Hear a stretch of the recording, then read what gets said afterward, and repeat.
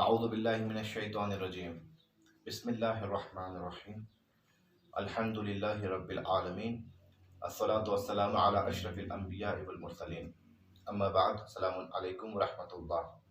ماہ مبارک رمضان کا دوسرا روز ہے۔ ہم نے کل آپ کی خدمت میں پہلے دن کی دعا مختصر صورت میں اس کی تشریح پیش کی تھی، اور آج آپ کی خدمت میں دوسرے دن کی دعا کے ساتھ ہم حاضر ہیں کہ ہم دوسرے دن پروردگار عالم سے کیا مانگ رہے ہیں اور ہم اس دن پروردگار عالم سے کیا چاہتے ہیں۔ اس دعا کو پڑھیں تو سمجھ سکیں اور جان سکیں کہ اس دعا کا اصل مقصد کیا ہے اور یہ کیا پیغام ہمیں دینا چاہتی ہے۔ بسم اللہ الرحمن الرحیم۔ اللہم قربنی فیہ الی مرضاتک۔ پروردگار، آج کے دن میری تجھ سے یہ دعا ہے کہ مجھ کو اپنی مرضی کے قریب کر لے، مجھے اپنی مرضی کے نزدیک کر۔ دوسرا جملہ ہے وَجَنِّبْنِي فِيهِ مِن سَخَطِكَ وَنَقِمَاتِكَ، اور مجھے اپنی ناراضگی اور اپنے غضب سے آج کے دن دور کر دیں۔ یہ دو اہم باتیں اس دعا میں ہم پروردگار عالم سے طلب کر رہے ہیں۔ تیسری بات وَوَقِّفْنِي فِيهِ لِقِرَاءَةِ آیَاتِكَ، اور ہمیں کامیاب کر آج کے دن اپنی آیات کی تلاوت کرنے میں، اپنی آیات کی یعنی قرآن کی تلاوت کرنے میں ہمیں آج کے دن کامیاب کر، توفیق دیں۔ یہ تین دعائیں جو ہم آج کے دن مانگیں گے۔ سب سے پہلی دعا کیا مانگی؟ قربنی فیہ الی مرضاتک، ہمیں اپنی مرضی کے قریب کر دیں۔ یقیناً ہم نے جب پہلے دن دعا مانگی تھی کہ پروردگار ہمارے روزوں کو حقیقی روزے داروں جیسا بنا، ہماری نماز کو حقیقی نمازوں جیسا بنا، تو آج ہم دعا مانگ رہے ہیں کہ یقیناً آج ہم اگلی منزل پر آ گئے ہیں۔ تو آج ہماری دعا کیا ہے؟ ہمیں اپنی مرضی سے قریب کر۔ یقیناً ہم تیری مرضی سے بہت دور ہیں۔ ہم زندگی کو اپنی مرضی کے مطابق جینا چاہتے ہیں، ہمیں ہر چیز اپنی مرضی کے مطابق چاہیے۔ یہ نعمتیں، یہ دولت، یہ شہرت، یہ عزت ہم اپنی مرضی کے مطابق چاہتے ہیں کہ جیسی ہماری مرضی ہو ویسی عطا کر، مگر پروردگار ہمیں تیری مرضی کا خیال نہیں رہتا۔ آج کے دن یہی دعا ہے تجھ سے، ہمیں اپنی مرضی کے قریب کر لے۔ پروردگار ہمیں اگر تیری مرضی مل گئی تو ہماری دنیا بھی کامیاب ہو جائے گی، آخرت بھی کامیاب ہو جائے گی۔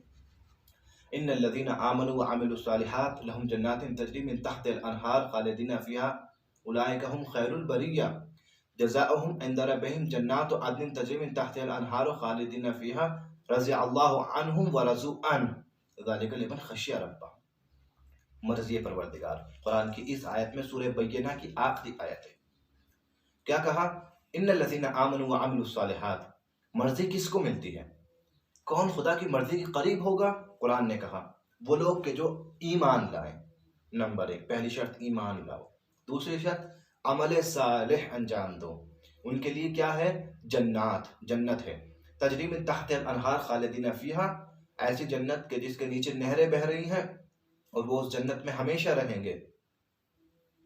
خالدین فیہا اولئک ہم خیر البریہ، یہی لوگ بہترین مخلوق ہیں میری، یہی لوگ کامیاب لوگ ہیں، یہی لوگ خیر البریہ ہیں۔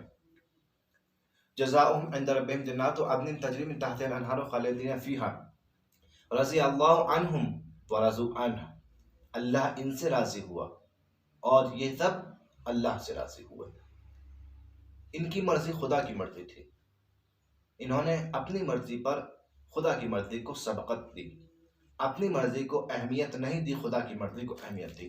انہوں نے یہ نہیں سوچا کہ میری مرضی کیا ہے، میرا دل یہ کیا چاہتا ہے، انہوں نے یہ سوچا کہ خدا کی مرضی کیا ہے۔ تو پہلا عمل جو اللہ کی مرضی کو حاصل کرنے کے لیے ہوتا ہے وہ ہے ایمان انسان کا مضبوط ہو، عمل انسان کا نیک ہو، عمل صالح انجام دے۔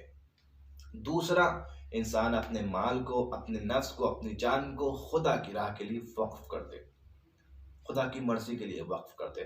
انسان عبادتوں میں تو سوچ لیتا ہے کہ چلو عبادتیں انجام دے دی جائے، نماز پڑھ لی جائے، روزہ رکھ لیا جائے، مگر جہاں مال کی بات آتی ہے، جہاں جہاد کی بات آتی ہے، جہاد نفس کی بات آتی ہے، وہاں انسان پیچھے ہٹ جاتا ہے۔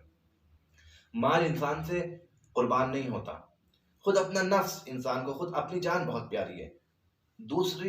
دوسری وجہ کیا ہے؟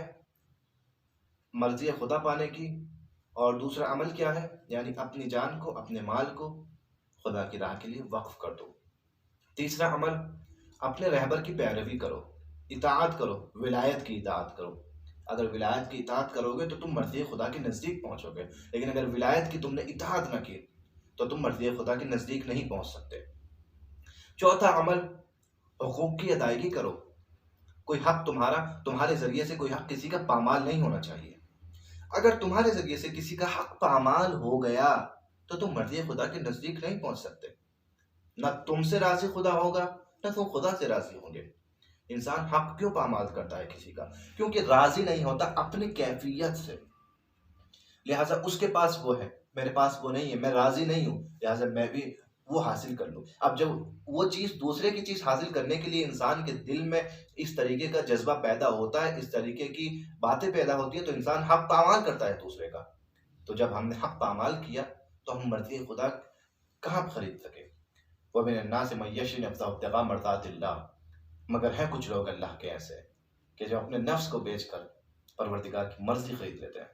یقیناً پہلی دعا ہماری یہی ہے کہ پروردگار ہمیں اپنی مرضی سے نزدیک کر دیں، اور اس دعا میں بھی ہمیں سوچنا پڑے گا کہ ہم کیا ایسے کام کر رہے ہیں کہ ہم مرضی خدا سے نزدیک ہو جائیں۔ دوسری دعا، وَجَنِّبْنِي فِيهِ مِن سَخَطِكَ وَنِقْمَتِكَ، مجھے دور کر اپنی ناراضگی سے اور اپنے غضب سے۔ پھر یہاں پر دوبارہ ہمیں دیکھنا پڑے گا کہ اللہ کن چیزوں سے ناراض ہوتا ہے، اللہ کن چیزوں پر غضبناک ہوتا ہے۔ بہت سی باتیں ایسی ہیں کہ جن سے اللہ ناراض ہوتا ہے، غضبناک ہوتا ہے۔ کہیں خدا نخواستہ میں کوئی ایسا عمل تو نہیں کر رہا کہ خدا مجھ سے ناراض ہو جائے، اور جب میں اس کی ناراضگی کے نزدیک رہوں گا تو اس کی رضا سے بہت دور ہو جاؤں گا۔ اگر میں اس کی رضا کے قریب پہنچ گیا تو اس کی ناراضگی سے دور ہو جاؤں گا۔ یہ بہت اہم نقطہ ہے۔ لہٰذا ناراضگی کس بات میں ہے خدا کی، اس بات کو دیکھیں، خدا کس بات پہ ناراض ہوتا ہے، کس بات پہ غضبناک ہوتا ہے۔ آیا خدا جھوٹ بولنے پہ ناراض ہوتا ہے؟ تو ہمیں جھوٹ سے پرہیز کرنا چاہیے۔ آیا خدا ہمارے قطع رحم کرنے سے ناراض ہوتا ہے؟ ہمارے رشتہ داروں کے تعلقات کو توڑ دینے سے ناراض ہوتا ہے؟ جیسے خدا قرآن مجید میں خود کہتا ہے کہ تم ان تعلقات کو توڑ دیتے ہو کہ جن کو خدا نے جوڑا ہے۔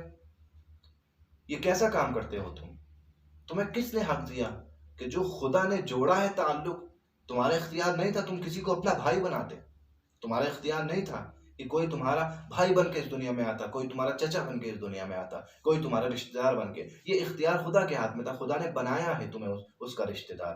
لہذا جو کام خدا نے کیا ہے، جو رشتے کی گانٹھ خدا نے جوڑی ہے، تم اس کو توڑنا چاہتے ہو اور چاہتے ہو کہ خدا راضی رہے۔ نہیں، خدا یہاں ناراض ہوگا تم سے۔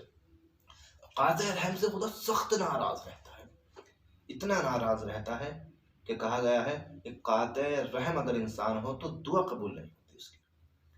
قاطع رحم انسان اگر کسی بستی میں ہو تو وہاں رحمت خدا نازل نہیں ہوتی، اتنا سخت ناراض ہے۔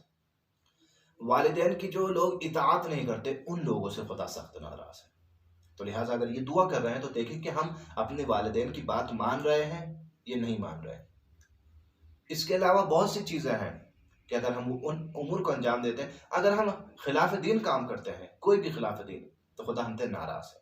یقیناً ہمیں یہ ناراضگی دور کرنی ہوگی۔ کس طریقے سے؟ ہم جتنے بھی کام خدا ناپسند کرتا ہے ان کو چھوڑ دیں، جتنے بھی کام ہیں چھوڑ دیں، خدا کی ناراضگی سے دور ہو جائیں گے، خدا کی رضا کے خوشنودی کے قریب ہو جائیں گے۔ تیسری دعا، وَوَقِّفْنِي فِيهِ لِقِرَاءَةِ آیَاتِكَ بِرَحْمَتِكَ یَا ارحم الراحمین، اور ہمیں آج کے دن اپنے کتاب کے یعنی قرآن مجید کی تلاوت کی توفیق دے، اور قرآن مجید کی تلاوت میں ہمیں کامیاب کر۔ آج کے دن یقیناً شہر رمضان الذی انزل فیہ القرآن، یہ وہ مہینہ ہے کہ جس میں قرآن نازل ہوا، اور یہ وہ مہینہ ہے کہ جو قرآن مجید کی بہار ہے۔ اس مہینے میں ہمیں اگر قرآن مجید کی توفیق مل جائے، قرآن مجید کی تلاوت کی، تو اس سے اچھی کوئی توفیق نہیں ہے۔ اور یقیناً یہ دعا بھی ہمیں اسی لیے یہ کہہ رہی ہے کہ پروردگار ہمیں کامیاب کر اس کتاب کی تلاوت کرنے میں، اور انشاءاللہ اسی دعا کے ساتھ میں کہ پروردگار جن چیزوں کی طرف بھی اس دعا میں اشارہ کیا گیا ہے، پروردگار ہمیں اپنی مرضی کے قریب کر لے، اپنی ناراضگیوں سے ہمیں دور کر دے، اور ہمیں ایسا بنا دے کہ جیسا تو ہمیں بنانا چاہتا ہے۔ اور پروردگار ہمیں قرآن مجید کی زیادہ سے زیادہ تلاوت کرنے کی اس مہینے میں، خاص آج کے دن، ہمیں توفیق عطا فرما۔ والسلام علیکم ورحمۃ اللہ وبرکاتہ۔